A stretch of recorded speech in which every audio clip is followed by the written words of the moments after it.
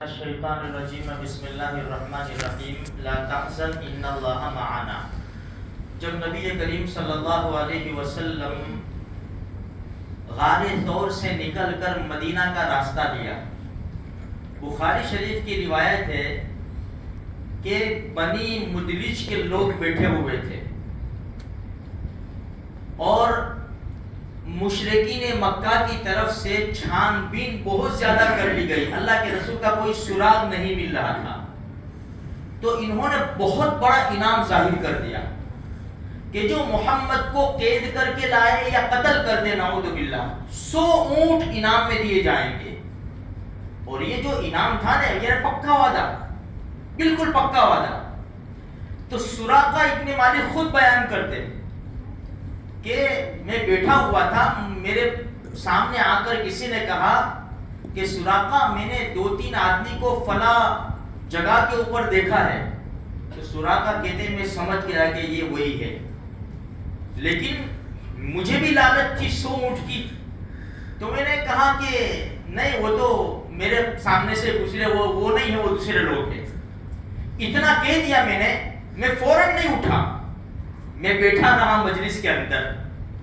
پھر جیسے موقع ملا میں اٹھا، وہاں سے گھر آیا، باندی سے کہا میرا گھوڑا تیار کر اور ٹیلے کے پیچھے لے جا کے کھڑی رہنا آتا ہوں۔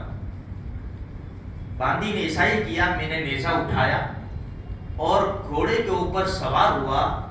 میرا ایک خاص گھوڑا تھا، مجھے لے کر بہت دوڑتا تھا وہ۔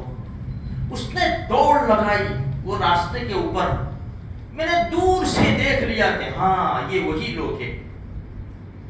اللہ کے رسول صلی اللہ علیہ وسلم تو پیچھے مڑ کر نہیں دیکھتے تھے، وہ تو قرآن کریم کی تلاوت کر رہے تھے، لیکن ابو بکر صدیق رضی اللہ تعالیٰ عنہ پیچھے مڑ مڑ کر دیکھتے تھے اور چاروں طرف نگاہ ڈالتے تھے۔ کیوں؟ اس لیے کہ کوئی کہیں سے نکل کر ہمارے نبی کو تکلیف نہ پہنچا دے۔ جب میں قریب ہونے لگا تو میرا گھوڑا پھسلا اور میں گرا۔ میں جلدی سے اٹھا، ترکش سے تیر نکالے، فال نکالنے کے لیے کہ میں ان کو پکڑ سکتا ہوں کہ نہیں، لیکن وہ تیر نکلا جو مجھے پسند نہیں تھا۔ مجھے یہ کام نہیں کرنا چاہیے، میں کامیاب نہیں ہوں گا، اس کا یہ مطلب تھا، فال نکالی تو۔ لیکن میں نے تیر کی نافرمانی کی، اس لیے کہ 100 اونٹ میرے سامنے تھے۔ پھر میں گھوڑے کے اوپر سوار ہوا، پھر مجھے گھوڑا لے کر دوڑا۔ میں قریب ہوا، میں اللہ کے رسول کی قرات بھی سن رہا تھا۔ ابو بکر صدیق رضی اللہ تعالیٰ عنہ نے فرمایا اللہ کے رسول سے، یا رسول اللہ، کوئی پیچھے دشمن آ رہا ہے، ہم پکڑے جائیں گے، آپ کو تکلیف ہوگی۔ یہاں بھی ہمارے نبی نے فرمایا لا تحزن ان اللہ معنا، ابو بکر فکر نہ کرو، اللہ ہمارے ساتھ ہے۔ اتنا کہنا تھا کہ آدھے پاؤں گھوڑے کے زمین میں دھس گئے اور سراقہ فرماتے ہیں کہ میں گرا، میں نے گھوڑے کو جھنجھوڑا، اٹھایا اس کو، مشکل سے اس نے زمین کے اوپر، زمین کے اندر سے پاؤں نکالے۔ پھر میں نے تیر نکالا، پھر بھی وہی تیر نکلا جو مجھے ناپسند تھا۔ تو پھر میں نے امان کے ساتھ آواز لگائی کہ مجھے امان دے دو۔ دونوں رک گئے، میں ان کے پاس پہنچا، سراقہ کہتے ہیں میں ان کے پاس پہنچا، اللہ کے رسول صلی اللہ علیہ وسلم سے میں نے امان مانگی اور میں نے کہا کہ یہ ناشتہ ہے، یہ ہے، فلاں ہے، یہ چیز ہے، آپ مجھے معاف کرے۔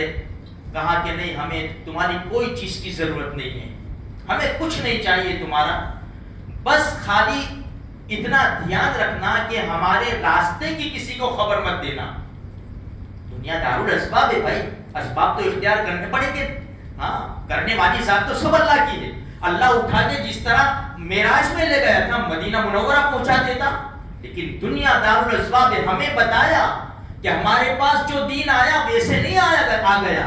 ہاں، بس ہم تو ربیع الاول آتا ہے اور کیک بنا لیتے ہیں اور اللہ محمد لکھتے ہیں اور نعوذ باللہ ثم نعوذ باللہ ہے، ہیپی برتھ ڈے یا رسول اللہ کہہ کر تلوار اسی جگہ لگتی ہے جہاں محمد رسول اللہ صلی اللہ علیہ وسلم کا نام لکھا ہوا ہے۔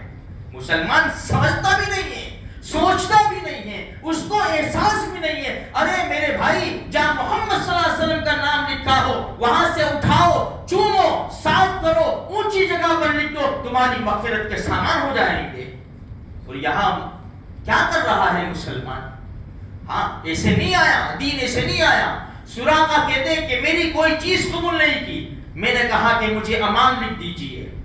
دشمن کہہ رہا ہے امان لکھ دیجئے، محمد رسول اللہ کو کہہ رہا ہے، اور یہ محمد رسول اللہ کا شیدائی دشمن کے پاس بھیک مانگتا ہے کہ ہمارا یہ کام کر دو، ہمیں امان لکھ دو۔ امان وہاں نہیں ملے گا، امان تو اللہ کے حکم اور پیارے نبی کے طریقے میں ہی مل سکتا ہے۔ ہاں، عامر ابن فہیرہ سے کہا ان کو امان لکھ دو۔ جو چمڑے کے ٹکڑے کے اوپر عامر ابن فہیرہ رضی اللہ تعالیٰ عنہ نے ان کو امان لکھ دیا۔